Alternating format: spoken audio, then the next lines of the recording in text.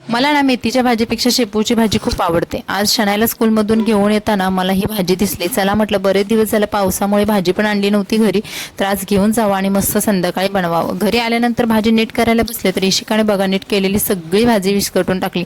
आता ती एवढी छोटी की तिला काही बोलू पण शकत नाही आणि समजवू पण शकत नाही, आणि पावसाळ्यामध्ये भाज्यांची अशी अवस्था असते की ती घेऊ का नको।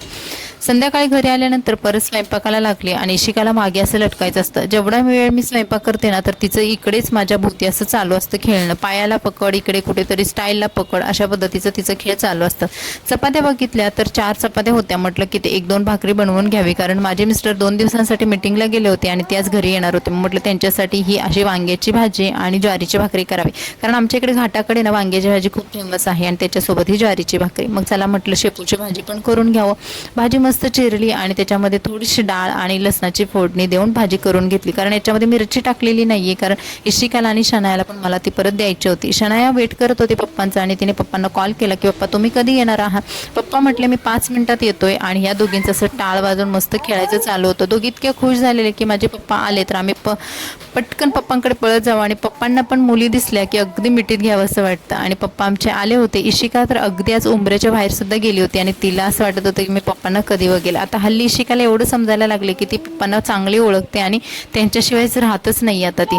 पप्पा आल्यानंतर तुम्ही तिच्या चेहऱ्याचा आनंद बघाल आणि यांच्या चेहऱ्यावरचा सुद्धा। प्रत्येक बापाला एका लेकीची एवढी माया असते की विचारायला नको, आणि ती शब्दात सुद्धा आपण सांगू शकत नाही।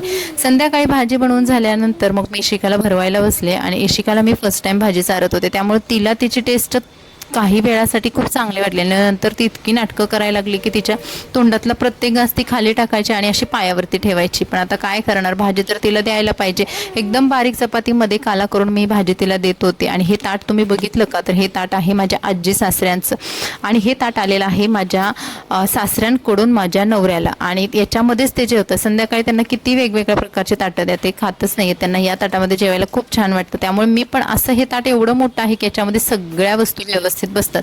तर मंडळी हा होता आपला आजचा आपला, कसा वाटला कमेंट्समध्ये नक्की सांगा। लाईक सबस्क्राईब, भेटून नवीन व्हिडिओमध्ये, बाय बाय।